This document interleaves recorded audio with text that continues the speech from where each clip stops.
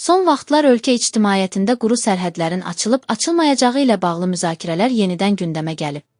Xüsusilə də oktyabrın 1-dən sonra sərhədlərin açılması ehtimalı ilə bağlı gözləntilər var.